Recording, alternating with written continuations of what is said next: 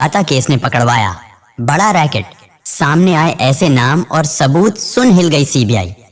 दरिंदों ने डॉक्टर बेटी के साथ जो किया सुनकर आपका भी खून खौल जाएगा, आपकी भी रूह कांप जाएगी।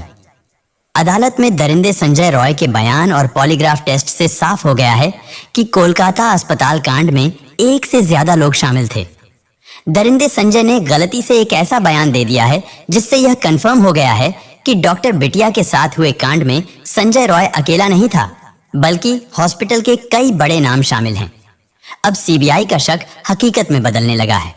इतने बड़े बड़े लोग इस घटना में शामिल हैं जो कि इस केस को बंद कराने में अपनी सारी पावर, अपना सारा पैसा पानी की तरह बहा रहे हैं। गवाह खरीद लिए जा रहे हैं, सबूत मिटाए जा रहे हैं। जहां वारदात हुई थी वहां रिनोवेशन के नाम पर सारे के सारे सबूत खत्म कर दिए गए, सीसीटीवी कैमरों से भी छेड़छाड़ की गई। लेकिन इन सब के बावजूद भी अब सीबीआई के हाथ एक बड़ा सबूत लग गया है। अब यह साफ होने लगा है कि डॉक्टर बेटी के साथ दरिंदगी में तकरीबन 7 लोग शामिल थे। इस भयंकर खुलासे में बताया गया कि करीब 7 लोगों ने शराब पीकर पीड़िता के हाथ को कसकर पकड़ा, उसे मारा पीटा और उसके साथ गलत काम किया। खुलासे में यह भी दावा किया गया कि 7 लोगों में से 2 ने महिला की टांग पकड़कर जरा संध की तरह अलग कर दी। लेकिन यह तो कुछ भी नहीं है। आगे ऐसे ऐसे खुलासे हुए जिसके बाद यह साफ हो गया कि यह काम अकेले संजय रॉय का नहीं था, बल्कि इसमें कई लोग शामिल हैं। अब प्रिंसिपल संदीप घोष समेत 7 लोगों का बचना नामुमकिन है। यह सब कुछ जानेंगे विस्तार से, लेकिन वीडियो में आगे बढ़ने से पहले आपसे एक ही रिक्वेस्ट है कि अगर आप भी इस डॉक्टर बिटिया को इंसाफ दिलाना चाहते हैं तो वीडियो को बिना स्किप किए लास्ट तक जरूर देखें। डॉक्टर बेटी के लिए, उस बेचारी बिटिया के न्याय के लिए कमेंट बॉक्स में एक बार justice for Kolkata female doctor जरूर लिख दें। दोस्तों, कोलकाता में डॉक्टर बेटी के साथ हुए दुष्कर्म को लगभग 20 दिन हो चुके हैं, लेकिन अभी भी डॉक्टर बिटिया को इंसाफ नहीं मिला। अभी भी उन दरिंदों को फांसी नहीं हुई। कुछ तो जेल में हैं और कुछ लोग आजादी से घूम रहे हैं। दोस्तों, अदालत में दरिंदे संजय रॉय ने वो कबूल कर लिया है जिसके इंतजार में पूरा देश था। पूरे भारत को यह पता था कि यह काम एक बंदे का नहीं है और यह संदेह अब हकीकत में बदलते हुए दिख रहा है। इस में कोई एक नहीं बल्कि तकरीबन 7 लोग शामिल हैं और सब कुछ पूरी प्लानिंग से किया गया था। इसी कारण से सीबीआई फुल एक्शन में आ गई है और कोलकाता डॉक्टर बेटी केस में 7 आरोपियों का पॉलीग्राफ टेस्ट शुरू हो गया है। उधर सीबीआई के अनुसार बिना दरवाजे वाले सेमिनार हॉल में डॉक्टर बेटी के साथ जो हुआ, उस बिटिया की चीख किसी को सुनाई क्यों नहीं दी।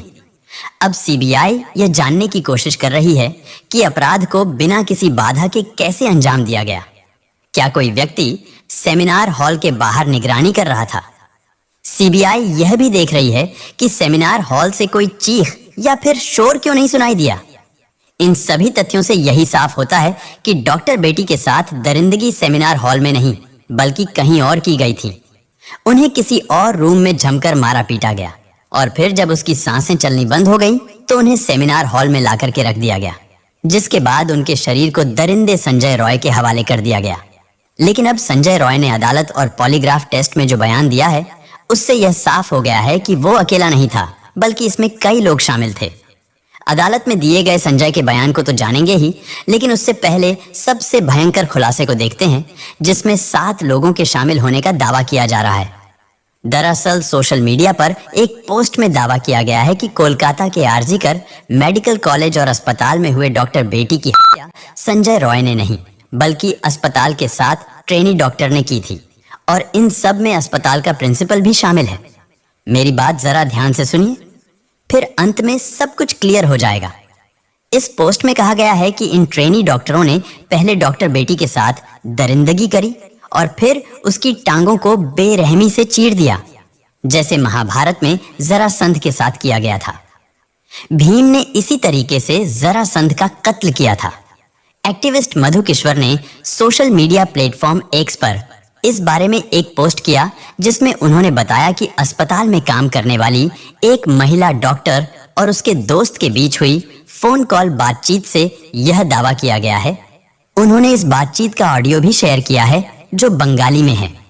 माना जा रहा है कि सीबीआई को इस ऑडियो कॉल से कई गंभीर सुराग मिल सकते हैं। मधु किश्वर के अनुसार इस बातचीत में कहा गया है कि डॉक्टर बेटी एक बहुत ही होशियार स्टूडेंट थी, लेकिन उसे अस्पताल और प्रिंसिपल के कुछ बेहद भयानक राज पता चल गया था, जिसके कारण उसे धमकियां दी जा रही थीं। लेकिन इसके बावजूद भी डॉक्टर बेटी डरी नहीं। उसने विरोध किया और कहा कि अगर उसे परेशान किया गया तो वह अस्पताल की काली करतूतों को उजागर कर देगी। जिसके बाद पिछले 6 महीने से उसे लगातार परेशान किया जा रहा था। उसे बिना रुके 36 घंटे की नाइट शिफ्ट पर रखा जा रहा था और उस पर भारी काम का प्रेशर डाला जा रहा था। सीनियर पीजीटी और अन्य लोग भी इस बात से वाकिफ थे कि प्रिंसिपल और उनके ग्रुप नेक्सस का इस स्टूडेंट पर कितना दबाव है। इस बात से